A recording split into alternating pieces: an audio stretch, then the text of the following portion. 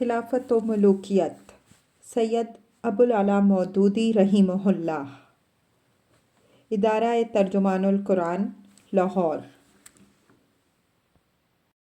باب سوم، خلافت راشدہ اور اس کی خصوصیات۔ صفحات گزشتہ میں اسلام کے جو اصول حکمرانی بیان کیے گئے ہیں، نبی صلی اللہ علیہ وسلم کے بعد خلفائے راشدین کی حکومت انہی اصولوں پر قائم ہوئی تھی۔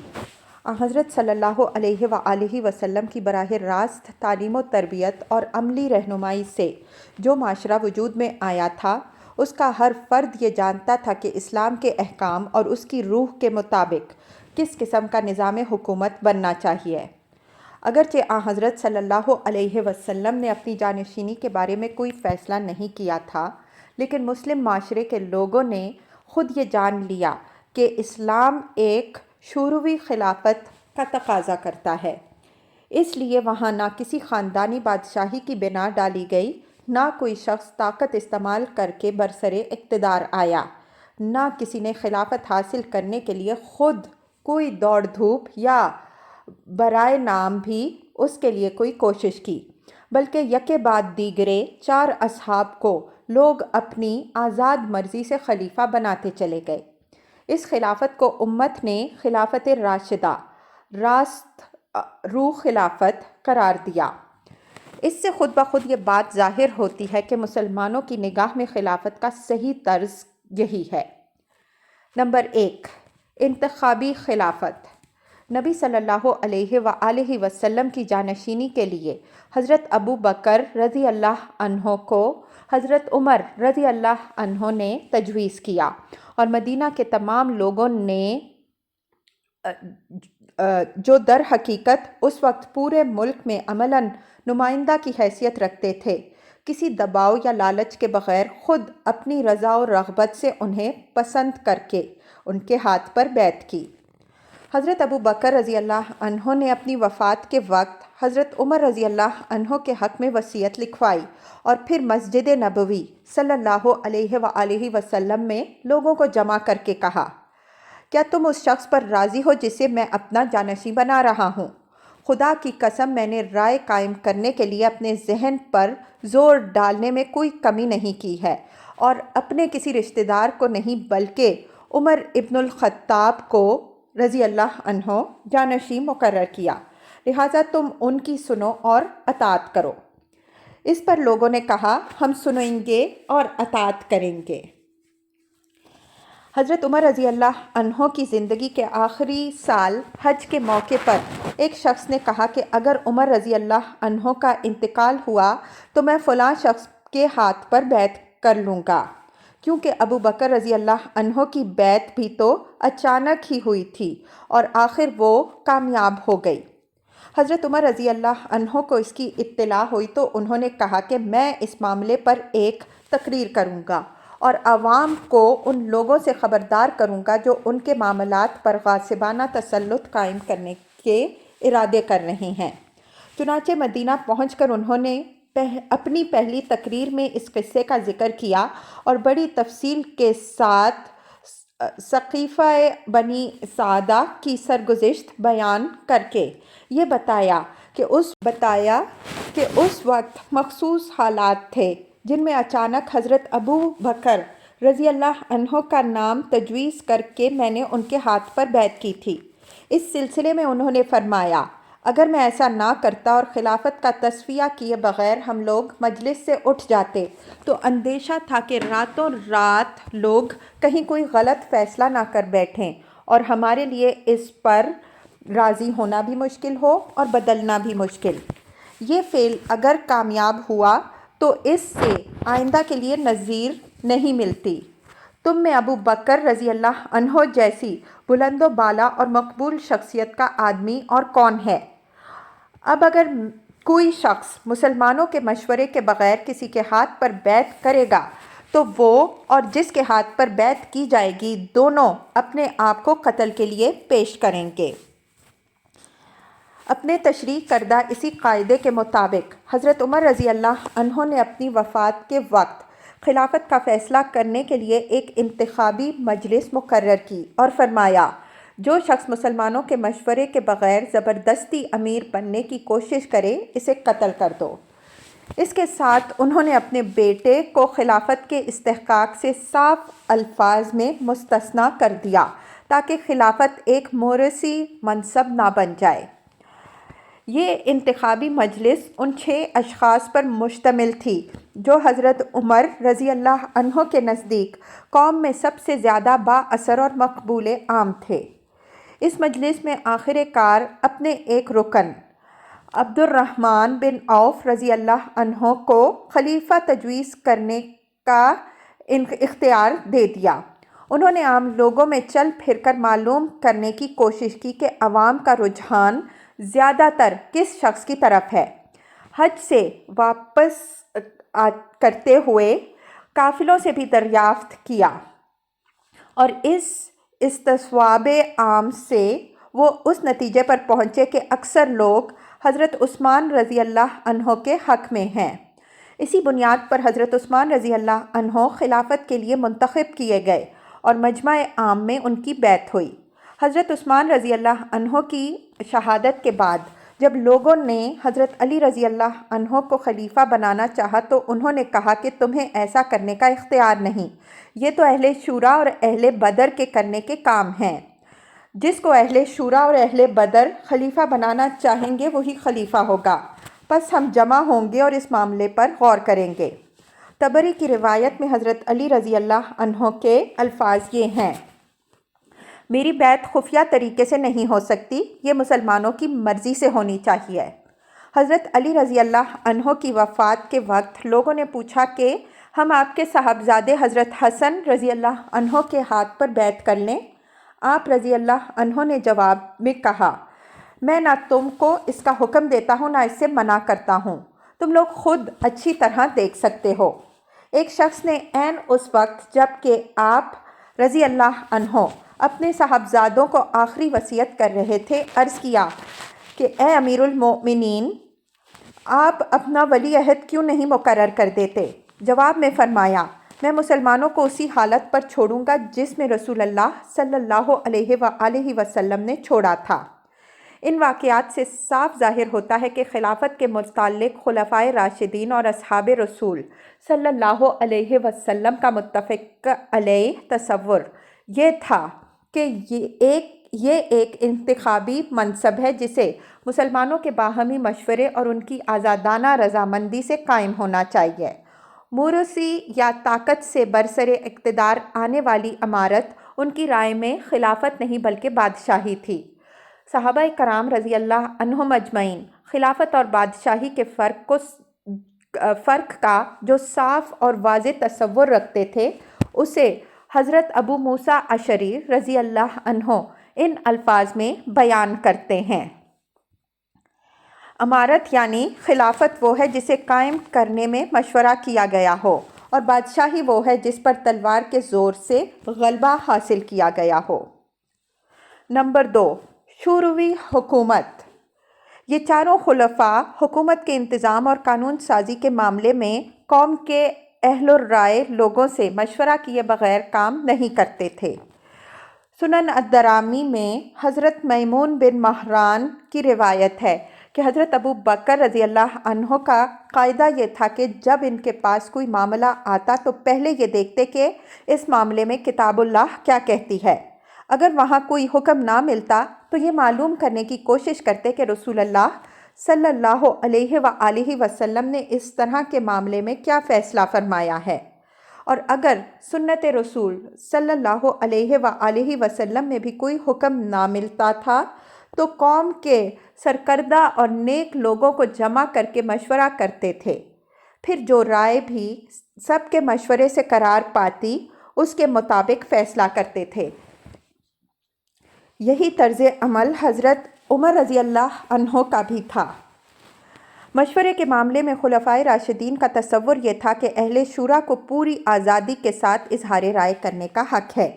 اس معاملے میں خلافت کی پالیسی کو حضرت عمر رضی اللہ عنہ نے ایک مجلس مشاورت کی افتتاحی تقریر میں یوں بیان فرمایا تھا: میں نے آپ لوگوں کو جس غرض کے لیے تکلیف دی ہے وہ اس کے سوا کچھ نہیں ہے کہ مجھ پر آپ کے معاملات کی امانت کا جو بار ڈالا گیا ہے اسے اٹھانے میں آپ میرے شریک ہیں۔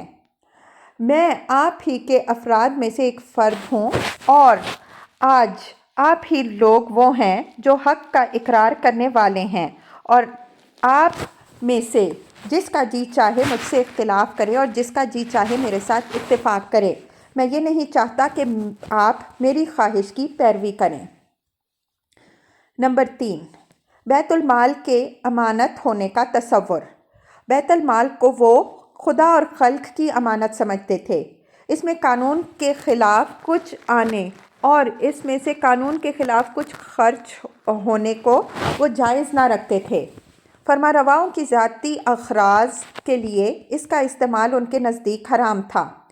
بادشاہی اور خلافت کے درمیان بنیادی فرق ہی ان کے نزدیک یہ تھا کہ بادشاہ قومی خزانے کو اپنی ذاتی ملک بنا کر اس میں اپنی خواہشات کے مطابق آزادانہ تصرف کرتا ہے، اور خلیفہ اسے خلق اور خدا کی امانت سمجھ کر ایک ایک پائی حق کے مطابق وصول اور حق ہی کے مطابق خرچ کرتا ہے۔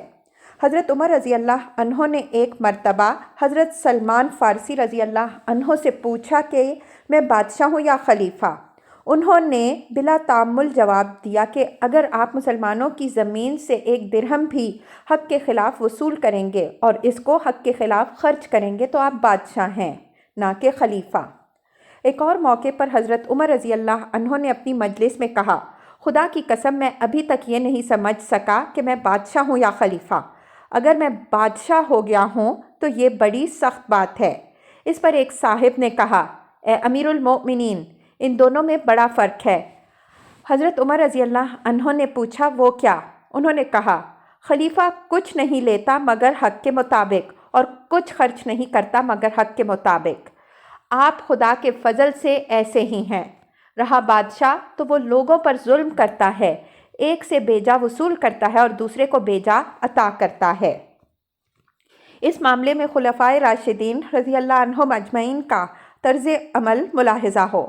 حضرت ابو بکر رضی اللہ عنہ جس روز خلیفہ ہوئے اس کے دوسرے دن کندھے پر کپڑے کے تھان رکھ کر بیچنے کے لیے نکلے، کیونکہ خلافت سے پہلے یہی ان کا ذریعہ معاش تھا۔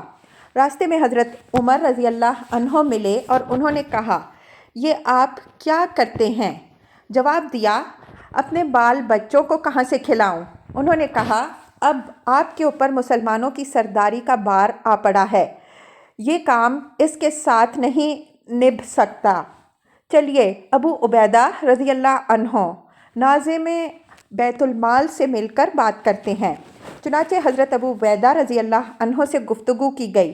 انہوں نے کہا، ہم آپ کے لیے مہاجرین میں سے ایک عام آدمی کی آمدنی کا معیار سامنے رکھ کر ایک وظیفہ مقرر کیے دیتے ہیں جو نہ ان کے سب سے زیادہ دولت مند کے برابر ہوگا اور نہ سب سے غریب کے برابر۔ اس طرح ان کے لیے ایک وظیفہ مقرر کر دیا گیا جو تقریباً 4000 درہم سالانہ تھا، مگر جب ان کی وفات کا وقت قریب آیا انہوں نے وصیت کی کہ میرے ترکے میں سے 8000 درہم بیت المال کو واپس کر دیے جائیں۔ یہ مال جب حضرت عمر رضی اللہ عنہ کے پاس لایا گیا تو انہوں نے کہا، خدا ابو بکر رضی اللہ عنہ پر رحمت فرمائے، اپنے بعد آنے والوں کو انہوں نے مشکل میں ڈال دیا۔ حضرت عمر رضی اللہ عنہ اپنی ایک تقریر میں بیان کرتے ہیں کہ بیت المال میں خلیفہ کا کیا حق ہے۔ میرے لیے اللہ کے مال میں سے اس کے سوا کچھ حلال نہیں کہ ایک جوڑا کپڑا گرمی کے لیے اور ایک جاڑے کے لیے اور قریش کے ایک اوسط آدمی کے برابر معاش اپنے گھر والوں کے لیے لے لوں۔ پھر میں بس ایک آدمی ہوں مسلمانوں میں سے۔ ایک اور تقریر میں وہ فرماتے ہیں، میں اس مال کے معاملے میں 3 باتوں کے سوا کسی چیز کو صحیح نہیں سمجھتا۔ حق کے ساتھ لیا جائے، حق کے مطابق دیا جائے اور باطل سے اس کو روکا جائے۔ میرا تعلق تمہارے اس مال کے ساتھ وہی ہے جو یتیم کے ولی کا تعلق یتیم کے مال کے ساتھ ہوتا ہے۔ اگر میں محتاج نہ ہوں تو اس میں سے کچھ نہ لوں گا، اور اگر محتاج ہوں تو معروف طریقے سے کھاؤں گا۔ حضرت علی رضی اللہ عنہ نے اپنی تنخواہ کا معیار وہی رکھا جو حضرت ابو بکر صدیق اور حضرت عمر رضی اللہ عنہ کی تنخواہوں کا تھا۔ آدھی آدھی پنڈلیوں تک اونچا تہمت پہنتے رہتے اور وہ بھی اکثر پیوند لگا ہوا ہوتا۔ عمر بھر کبھی اینٹ پر اینٹ رکھنے کی نوبت نہ آئی۔ ایک مرتبہ ایک صاحب جاڑے کے زمانے میں آپ سے ملنے گئے تو دیکھا کہ ایک بوسیدہ چادر پہنے بیٹھے ہیں اور سردی سے کانپ رہے ہیں۔ شہادت کے بعد آپ کے ترکے کا جائزہ لیا گیا تو صرف 700 درہم نکلے جو آپ نے ایک غلام خریدنے کے لیے پیسہ جوڑ کر جمع کیے تھے۔ کبھی ایسے شخص سے بازار میں کوئی چیز نہ خریدتے تھے جو آپ کو جانتا ہو تاکہ وہ قیمت میں امیر المؤمنین ہونے کی بنا پر آپ کے ساتھ رعایت نہ کرے۔ جس زمانے میں حضرت معاویہ رضی اللہ عنہ سے ان کا مقابلہ درپیش تھا، لوگوں نے ان کو مشورہ دیا کہ جس طرح حضرت معاویہ رضی اللہ عنہ لوگوں کو بے تحاشا انعامات اور عطیات دے دے کر اپنا ساتھی بنا رہے ہیں، آپ بھی بیت المال کا منہ کھولیں اور روپیہ بہا کر اپنے حامی پیدا کریں۔ مگر انہوں نے یہ کہہ کر ایسا کرنے سے انکار کر دیا کہ کیا تم چاہتے ہو میں ناروا طریقوں سے کامیابی حاصل کروں؟ ان سے خود ان کے بڑے بھائی حضرت عقیل رضی اللہ عنہ نے چاہا کہ وہ بیت المال سے ان کو روپیہ دیں، مگر انہوں نے یہ کہہ کر انکار کر دیا کہ کیا تم چاہتے ہو کہ تمہارا بھائی مسلمانوں کا مال تمہیں دے کر جہنم میں جائے؟ نمبر 4، حکومت کا تصور۔ ان لوگوں کا تصور حکومت کیا تھا؟ فرما روا ہونے کی حیثیت سے یہ اپنے مقام اور اپنے فرائض کے متعلق کیا خیال رکھتے تھے اور اپنی حکومت میں کس پالیسی پر عامل تھے، ان چیزوں کو انہوں نے خود خلافت کے منبر سے تقریریں کرتے ہوئے برسر عام بیان کر دیا تھا۔ حضرت ابو بکر رضی اللہ عنہ کی پہلی تقریر جو انہوں نے مسجد نبوی صلی اللہ علیہ وسلم میں عام بیعت کے بعد کی، اس میں وہ کہتے ہیں، میں آپ لوگوں پر حکمران بنایا گیا ہوں، حالانکہ میں آپ کا سب سے بہتر آدمی نہیں ہوں۔ اس ذات کی قسم جس کے ہاتھ میں میری جان ہے، میں نے یہ منصب اپنی رغبت اور خواہش سے نہیں لیا ہے، نہ میں یہ چاہتا تھا کہ کسی دوسرے کے بجائے یہ مجھے ملے، نہ میں نے کبھی خدا سے اس کے لیے دعا کی، نہ میرے دل میں کبھی اس کی حرص پیدا ہوئی۔ میں نے تو اسے بادل ناخواستہ اس لیے قبول کیا ہے کہ مجھے مسلمانوں میں فتنہ اختلاف اور عرب میں فتنہ ارتداد برپا ہو جانے کا اندیشہ تھا۔ میرے لیے اس منصب میں کوئی راحت نہیں ہے، بلکہ یہ ایک بار عظیم ہے جو مجھ پر ڈال دیا گیا ہے، جس کے اٹھانے کی طاقت مجھ میں نہیں ہے الا یہ کہ اللہ ہی میری مدد فرمائے۔ میں یہ چاہتا تھا کہ میرے بجائے کوئی اور یہ بار اٹھائے۔ اب بھی اگر آپ لوگ چاہیں تو اصحاب رسول اللہ صلی اللہ علیہ وآلہ وسلم میں سے کسی اور کو اس کام کے لیے چن لیں، میری بیعت آپ کے راستے میں حائل نہ ہوگی۔ آپ لوگ اگر مجھے رسول اللہ صلی اللہ علیہ وآلہ وسلم کے معیار پر جانچیں گے اور مجھ سے وہ توقعات رکھیں گے جو حضور صلی اللہ علیہ وآلہ وسلم سے آپ رکھتے تھے، تو میں اس کی طاقت نہیں رکھتا، کیونکہ وہ شیطان سے محفوظ تھے اور ان پر آسمان سے وحی نازل ہوتی تھی۔ اگر میں ٹھیک کام کروں تو میری مدد کیجیے، اگر غلط کروں تو مجھے سیدھا کر دیجیے۔ سچائی امانت ہے اور جھوٹ خیانت۔ تمہارے درمیان جو کمزور ہے وہ میرے نزدیک قوی ہے، یہاں تک کہ میں اس کا حق اسے دلوا دوں اگر اللہ چاہے، اور تم میں سے جو طاقتور ہے وہ میرے نزدیک کمزور ہے، یہاں تک کہ میں اس سے حق وصول کروں اگر خدا چاہے۔ کبھی ایسا نہیں ہوتا کہ کوئی قوم اللہ کی راہ میں جد و جہد چھوڑ دے اور اللہ اس پر ذلت مسلط نہ کر دے، اور کسی قوم میں فواحش پھیلیں اور اللہ اس کو عام مصیبت میں مبتلا نہ کر دے۔ میری اطاعت کرو جب تک میں اللہ اور رسول صلی اللہ علیہ وآلہ وسلم کا مطیع رہوں، اور اگر میں اللہ اور رسول صلی اللہ علیہ وسلم کی نافرمانی کروں تو میری کوئی اطاعت تم پر نہیں ہے۔ میں پیروی کرنے والا ہوں، نئی راہ نکالنے والا نہیں ہوں۔ حضرت عمر رضی اللہ عنہ اپنے خطبے میں کہتے ہیں، लोगों, कोई हक वाला अपने हक में उस मर्तबे को नहीं पहुंचा है कि अल्लाह की मासियत में इसकी अताअत की जाए। लोगों, मेरे ऊपर तुम्हारे जो हुकूक हैं वो मैं तुमसे बयान किए देता हूँ।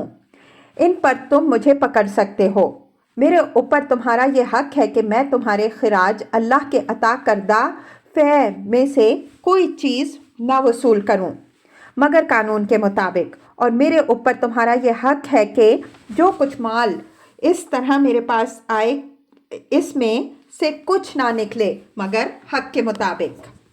हज़रत अबू बकर रज़ी अल्लाह अन्हो जब शाम और फ़लस्तीन की मुहिम पर हज़रत अमर बिन आस रज़ी अल्लाह अन्हो को रवाना कर रहे थे, उस वक्त उन्होंने जो हिदायत इनको दी, इनमें वो फरमाते हैं, ए अमर, अपने खुले और छुपे हर काम में खुदा से डरते रहो और उससे हया करो, क्योंकि वो तुम्हें और तुम्हारे हर अमल को देख रहा है। आखिरत के लिए काम करो और अपने हर अमल में खुदा की रज़ा को पेश नज़र रखो। अपने साथियों के साथ इस तरह पेश आओ जैसे वो तुम्हारी औलाद हैं। लोगों के राज ना टटोलो और उनके ज़ाहिर पर ही इनसे मामला करो। अपने आप को दुरुस्त रखो, तुम्हारी रैयत भी दुरुस्त रहेगी। हज़रत उमर रज़ी अल्लाह अन्हो जिन लोगों को आमिल बनाकर कहीं भेजते थे, इनको खिताब करके कहते, मैं तुम लोगों को उम्मत मोहम्मद सल्लल्लाहु अलैहि वसल्लम पर इसलिए आमिल मुकर्रर नहीं कर रहा हूँ कि तुम उनके बालों और उनकी खालों के मालिक बन जाओ, बल्कि मैं इसलिए तुम्हें मुकर्रर करता हूँ कि तुम नमाज कायम करो, लोगों के दरमियान हक के साथ फैसले करो और अदल के साथ उनके हुकूक तकसीम करो। हज़रत उस्मान रज़ी अल्लाह अन्हो ने बैत के बाद जो पहला खुतबा दिया, इसमें उन्होंने फरमाया, सुनो, मैं पैरवी करने वाला हूँ, नई राह निकालने वाला नहीं। जान लो कि किताबुल्लाह और सुन्नत रसूल अल्लाह सल्लल्लाहु अलैहि वसल्लम की पैरवी करने के बाद 3 बातें हैं जिनकी पाबंदी में तुमसे अहद करता हूँ। एक ये कि मेरी खिलाफत से पहले तुमने बाहमी इत्तेफाक से जो कायदे और तरीके मुकर्रर किए थे, इनकी पैरवी करूँगा। दूसरे ये कि जिन मामलात में पहले कोई कायदा मुकर्रर नहीं हुआ है, इनमें सब के मशवरे से अहले खैर का तरीका मुकर्रर करूँगा। तीसरे ये कि तुमसे अपने हाथ रोके रखूँगा जब तक कि तुम्हारे खिलाफ कोई कार्रवाई करना कानून की रूह से वाजिब ना हो जाए। हज़रत अली रज़ी अल्लाह अन्हो ने हज़रत कैस बिन साद को मिस्र का गवर्नर मुकर्रर करके जो फरमान अहले मिस्र के नाम भेजा था, इसमें वो फरमाते हैं, खबरदार रहो, तुम्हारा हम पर यह हक है कि हम अल्लाह की किताब और उसके रसूल सल्लल्लाहु अलैहि वसल्लम की सुन्नत के मुताबिक अमल करें और तुम्हारे मामलात को अल्लाह के मुकर्रर करदा हक के मुताबिक चलाएं और नबी सल्लल्लाहु अलैहि वसल्लम की सुन्नत को नाफिज करें और तुम्हारे दरपर्दा भी तुम्हारे साथ खैर खाही करें। इस फरमान को मजमा आम में सुनाने के बाद हज़रत कैस बिन साद रज़ी अल्लाह अन्हो ने ऐलान किया कि अगर हम इस तरीके पर तुम्हारे साथ बर्ताव ना करें तो हमारी कोई बैत तुम पर नहीं है। एक गवर्नर को हज़रत अली रज़ी अल्लाह अन्हो ने लिखा, अपने और रैयत के दरमियान लंबे चौड़े पर्दे हाइल ना करो। हुकाम का रैयत से पर्दा करना नज़र की तंगी और इल्म की कमी का एक शाखसाना है। इस पर्दे की वजह से उनको सही हालात मालूम नहीं होते। छोटी बातें उनके लिए बड़ी बन जाती हैं और बड़ी बातें छोटी हो जाती हैं। अच्छाई उनके सामने बुराई बन जाती है और बुराई अच्छाई की शक्ल इख्तियार कर लेती है और हक बातिल के साथ खलत मलत हो जाता है। ये हज़रत अली रज़ी अल्लाह अन्हो का महज कौल ही ना था, बल्कि उनका अमल भी इसी के मुताबिक था। कूफा के बाज़ारों में खुद दर्रा लेकर निकलते, लोगों को बुराइयों से रोकते, भलाइयों की तलकीन करते और ताजिरों की एक एक मंडी का चक्कर लगाकर ये देखते थे कि वो कारोबार में बददयानती तो नहीं कर रहे हैं। इस रोज़मर्रा की गश्त में कोई अजनबी आदमी इनको देखकर ये अंदाज़ा नहीं कर सकता था कि ये बिलादे इस्लाम का खलीफा उसकी आंखों के सामने फिर रहा है, क्योंकि ना उनके लिबास से बादशाही की शान जाहिर होती थी और ना उनके आगे कोई चौबदार हटो बचो कहता फिरता था।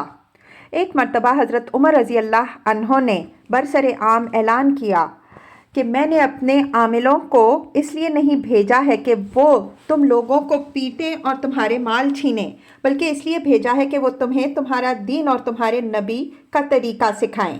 جس شخص کے ساتھ اس کے خلاف عمل کیا گیا ہو وہ میرے پاس شکایت لائے، خدا کی قسم میں اس سے بدلہ لوں گا۔ اس پر حضرت عمر بن عاص مصر کے گورنر نے اٹھ کر کہا، اگر کوئی شخص مسلمانوں کا والی ہو اور تادیب کی غرض سے کسی کو مارے تو کیا آپ اس سے بدلہ لیں گے؟ حضرت عمر رضی اللہ عنہ نے جواب دیا، ہاں، خدا کی قسم میں اس سے بدلہ لوں گا۔ میں نے خود رسول اللہ صلی اللہ علیہ وآلہ وسلم کو اپنی ذات سے بدلہ لیتے دیکھا ہے۔ ایک اور موقع پر حضرت عمر رضی اللہ عنہ نے اپنے تمام گورنروں کو حج میں طلب کیا اور مجمع عام میں کھڑے ہو کر کہا کہ ان لوگوں کے خلاف جس شخص کو کسی ظلم کی شکایت ہو وہ پیش کرے۔ پورا مجمع میں صرف ایک شخص اٹھا اور اس نے حضرت عمر بن عاص رضی اللہ عنہ کی شکایت کی کہ انہوں نے ناروا طور پر مجھے 100 کوڑے لگوائے تھے۔ حضرت عمر رضی اللہ عنہ نے کہا کہ اٹھو اور ان سے اپنا بدلہ لے لو۔ عمر بن عاص رضی اللہ عنہ نے احتجاج کیا کہ آپ گورنروں پر یہ دروازہ نہ کھولیں، مگر انہوں نے کہا کہ میں نے رسول اللہ صلی اللہ علیہ وآلہ وسلم کو خود اپنے آپ سے بدلہ لیتے دیکھا ہے۔ اے شخص اٹھ اور اپنا بدلہ لے لے۔ آخر کار عمر بن عاص رضی اللہ عنہ کو ہر کوڑے کے بدلے 2 اشرفیاں دے کر اپنی پیٹھ بچانی پڑی۔ نمبر 5، قانون کی بالاتری۔ یہ خلفاء اپنی ذات کو بھی قانون سے بالاتر نہیں رکھتے تھے، بلکہ قانون کی نگاہ میں اپنے آپ کو اور مملکت کے ایک عام شہری، مسلمان ہو یا ذمی، کے مساوی قرار دیتے تھے۔ قاضیوں کو اگرچہ رئیس مملکت ہونے کی حیثیت سے وہی مقرر کرتے تھے، مگر ایک شخص قاضی ہو جانے کے بعد خود ان کے خلاف فیصلہ دینے میں بھی ویسا ہی آزاد تھا جیسا کسی عام شہری کے معاملے میں۔ ایک مرتبہ حضرت عمر رضی اللہ عنہ اور حضرت ابی بن کعب رضی اللہ عنہ کا ایک معاملہ میں اختلاف ہو گیا اور دونوں نے حضرت زید بن ثابت رضی اللہ عنہ کو حکم بنایا۔ فریقین زید رضی اللہ عنہ کے پاس حاضر ہوئے۔ زید رضی اللہ عنہ نے اٹھ کر حضرت عمر رضی اللہ عنہ کو اپنی جگہ بٹھانا چاہا، مگر حضرت عمر رضی اللہ عنہ حضرت ابی رضی اللہ عنہ کے ساتھ بیٹھے۔ پھر حضرت ابی رضی اللہ عنہ نے اپنا دعویٰ پیش کیا اور حضرت عمر رضی اللہ عنہ نے دعوے سے انکار کیا۔ قاعدے کے مطابق حضرت زید رضی اللہ عنہ کو حضرت عمر رضی اللہ عنہ سے قسم لینی چاہیے تھی، مگر انہوں نے ان سے قسم لینے میں تعامل کیا۔ حضرت عمر رضی اللہ عنہ نے خود قسم کھائی اور اس مجلس کے خاتمے پر کہا، زید قاضی ہونے کے قابل نہیں ہو سکتے جب تک کہ عمر رضی اللہ عنہ اور ایک عام مسلمان ان کے نزدیک برابر نہ ہوں۔ ایسا ہی معاملہ حضرت علی رضی اللہ عنہ کا ایک عیسائی کے ساتھ پیش آیا تھا، جس کو انہوں نے کوفہ کے بازار میں اپنی گمشدہ زرع بیچتے ہوئے دیکھا تھا۔ انہوں نے امیر المؤمنین ہونے کی حیثیت سے اپنی زرع اس سے چھین نہیں لی، بلکہ قاضی کے پاس استغاثہ کیا، اور چونکہ وہ کوئی شہادت پیش نہ کر سکے اس لیے قاضی نے ان کے خلاف فیصلہ دے دیا۔ ابن خلقان کی روایت ہے کہ ایک مقدمہ میں حضرت علی رضی اللہ عنہ اور ایک ذمی فریقین کی حیثیت سے قاضی شریح کی عدالت میں حاضر ہوئے۔ قاضی نے اٹھ کر حضرت علی رضی اللہ عنہ کا استقبال کیا۔ اس پر انہوں نے فرمایا، یہ تمہاری پہلی بے انصافی ہے۔